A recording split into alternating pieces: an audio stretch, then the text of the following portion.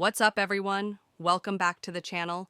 Today, we're talking about how you can start investing with just $100. Think you need thousands to invest? Not true. I'll show you exactly where to put that money and how to grow it over time.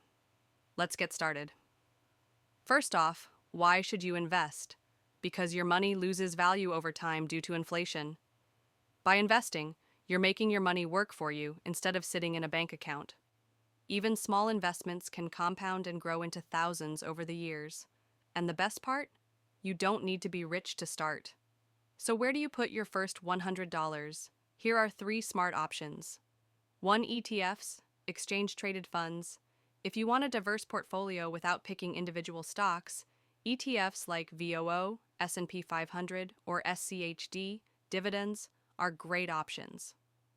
Fractional shares. Can't afford a full share of Apple or Tesla? No problem. Many brokers let you invest small amounts in big companies through fractional shares. 3. Index funds. Want something hands-off? Index funds grow with the market and require zero effort. Just buy and hold. Investing $100 just once is great, but imagine investing $100 per month consistently for years. Thanks to compound interest, small investments turn into big money over time. Example.